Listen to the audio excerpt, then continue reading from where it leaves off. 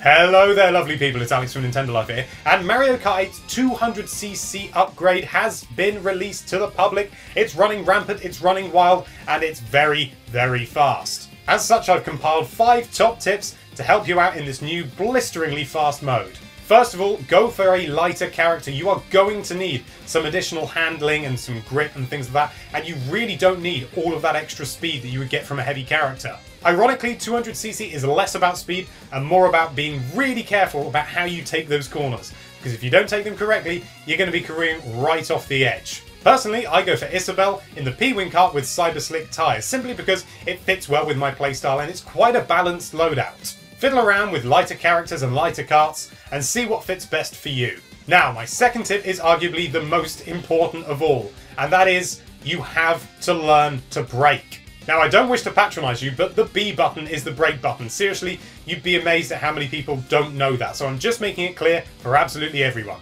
When you're drifting around a corner in 200cc mode, it can be very, very dangerous. So, just with a slight tap of the B button, you can continue to drift and build up your drift boost, but you will slow down a little bit and keep it a little bit tighter to make sure you get around that corner properly. Actually, I should point out it is really important that you keep hold of that A button while drifting, otherwise you will lose your drift boost. Now, my third tip follows in the same sort of vein as most of the tips do, because basically everything's easy except the cornering in 200cc. Make sure you use the racing line. Now, the racing line is basically the shortest possible route that you can take round the track at your current speed.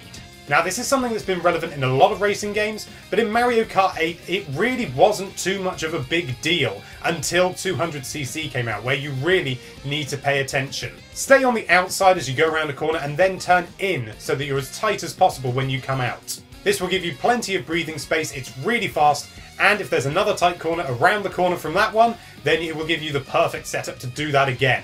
Also, when you've got lots of small turns one after the other, it can actually be a lot more beneficial to not drift at all and instead just drive straight over like this. The reason being is that even though you miss out on the drift boosts, you will be taking a much shorter route, and in 200cc that can spell victory. Now, my fourth tip isn't actually related to cornering at all, to be honest, and that is control your descent. Now, it's a little known fact in Mario Kart 8 that when you go over a jump, even if you don't have your glider out, you can control how quickly you descend. By holding up on the control stick, you will snap back to the ground as quickly as possible, and by holding down on the control stick, you can glide for much, much further.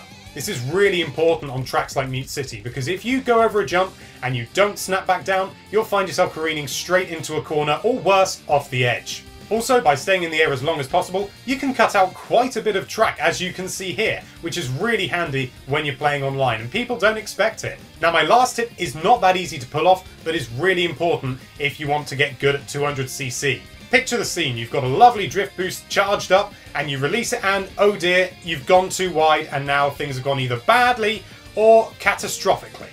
When there are two corners, one after the other in opposite directions, things can get really hairy. If you release a drift boost, you can just fly straight off the edge and it can really eat into your time, and it can lose you the entire race. However, you can't just go off without drifting, because you'll go off the other side of the track. But there's a little technique you can use to get yourself around there. As you're drifting, if you let go of the A button for a split second and then slam back down onto it, you can cancel the boost that you've charged up. This can be an absolute lifesaver when drifting around a corner is absolutely necessary, but you cannot boost out of it for fear of falling off the edge. This leaves you free to get round that second corner unimpeded without having that unbreakable boost of speed. Follow these tips and you should be able to do some seriously fast lap times and be able to kick the arse of everybody online. Thank you so much for watching. If you like this video, why don't you break on that subscribe button, and be sure to check out nintendolife.com for all sorts of lovely Nintendo related content. Thank you again for watching. Bye bye.